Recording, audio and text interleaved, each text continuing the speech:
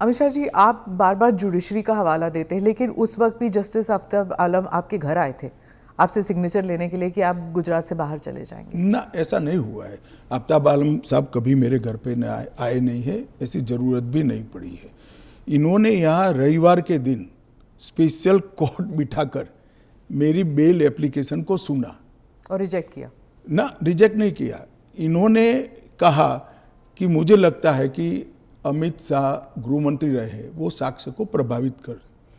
तो मेरी जो वकील थी, इन्होंने कहा कि आपको अगर ये भय है तो जब तक बेल एप्लीकेशन डिसाइड नहीं होता हमारे क्लाइंट गुजरात के बाहर रहेंगे।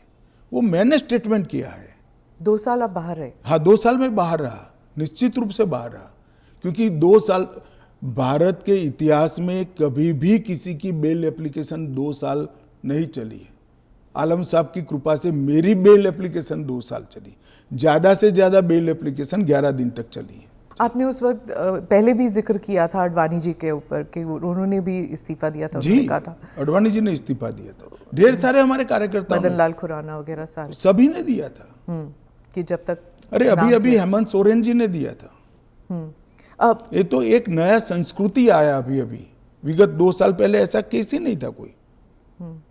सभी लोगों पर आरोप लगते थे, सब लोग इस्तीफा दे देते थे, बरी होकर राजनीति शुरू करते थे। तमिलनाडु के कुछ मंत्रियों ने इस्तीफा नहीं दिया, दिल्ली के मंत्री और मुख्यमंत्री ने इस्तीफा नहीं। और अगर इस तरह से इस समाज जीवन का, नैतिकता का स्तर आप राजनीति का और समाज जीवन का नीचे ले जा रहे हैं, इससे हम सहमत नहीं हैं। और अगर मैं अब पूछता हूँ, आप मुझे पूछ रही हैं, तो लालू जी के वो ऑर्डिनेंस फाड़ने का, लालू जी के बचाने के लिए जो ऑर्डिनेंस मनमोहन सिंह लाए थे, वो ऑर्डिनेंस को फाड़ने का राहुल गांधी का औचित्य क्या था? अगर उस दिन वो मोरालिटी थी तो आज नहीं है क्या? क्योंकि आप लगातार 3 चुनाव हार चुके हो। मोरालिटी के स्टैंडर्ड्स चुनाव के जय पराजय के साथ जुड़े नहीं है। मोरालिटी के स्टैंडर्ड्स सूर्य और चंद्र की तरह हमेशा अपनी जगह पे स्थिर रहने चाहिए।